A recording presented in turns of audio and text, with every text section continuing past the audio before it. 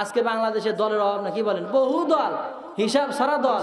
কিন্তু দেখেন তো কোরআন অনুযায়ী রাষ্ট্র পরিচালনা করার জন্য কয়টা দল আছে?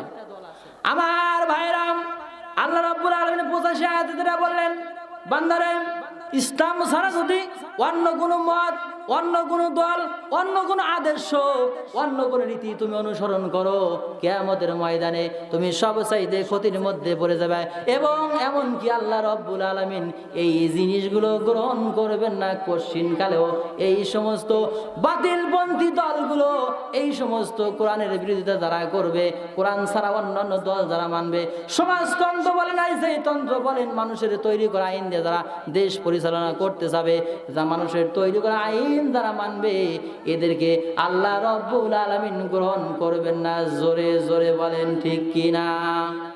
আপনি আল্লাহর আইন বাদ দেয় মানুষের আইন আপনি যতই মানবেন যান, দুনিয়াতেও মানলেন, আল্লাহ রাব্বুল আলামিন কোশ্চিনকালে গ্রহণ করবে না। শুধু তাই নয়, কিয়ামতের ময়দানে এই লোকটা সবচাইতে বেশি ক্ষতির মধ্যে পড়ে যাবে। এখন দেখেন, আজকে আমার নবী কিয়ামতের ময়দানে সুপারিশ করবে, কিন্তু যারা নেতা, এই নেতারা বিপদে পড়ে গেছে গা। সরকার কেবল ইউনিয়ন সরকার, ভোট হয় নাই, বিএনপি জামাত কবে আসবো ঠিক আছে, এখনো নির্বাচনের কোনো তফসিল আসে নাই, তার আগে সব পয়লা চলে গেছে গা। তাহলে দেখেন তাহারা কি অপকর্মগুলো করেছে সকলের জানা আছে। এই যে একটা ঘড়ি পরেছি হাতে, 200, 250, 500, 1000 টাকা দাম, কি বলেন, যারা একটু বড় লোক 2-4 হাজার টাকা দামের পরে। কিন্তু এই যে কাউয়া কাদের, ওবায়দুল কাদের একটা ঘড়ি ব্যবহার করেছে, যার দাম 34 লক্ষ টাকা, বাংলাদেশের টাকার সমপরিমাণ।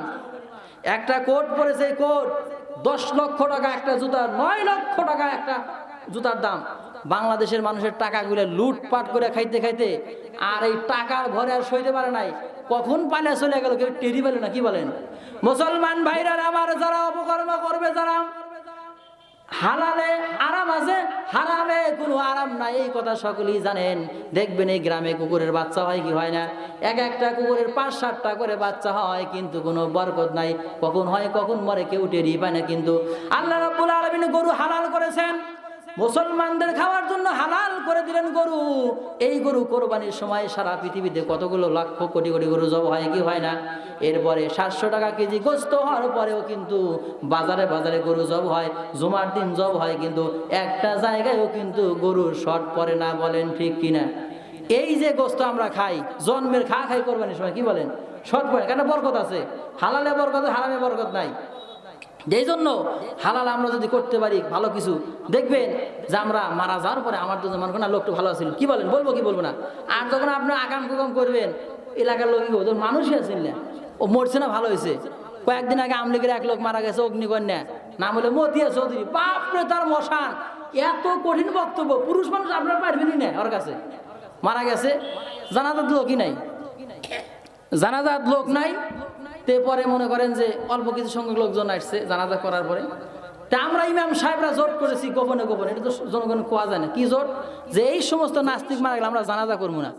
তাই ওই ইমাম সাহেব তো বেকায়দা পড়ে গেছে, চাকরি করে মসজিদে বোঝে না, না গেলেও মন খারাপ করে। তো ইমাম সাহেব বলালো, ভাই তো এই যে জানাজা করলে কারণ কি, না করা আছে না তোমার? বলে হুজুর ভাই জানাজা করছি, গোপনে মার দিছি। বলে কি হয়েছে? বলে জানাজা করছি, ওজো করি নাই। বলেন তো, ওজো যদি না করে জানাজা জিব্রাইল করে কাম হবো? মরবো আর জানাজা তো হয় না, তার নাম আগে চলে গেছে গা।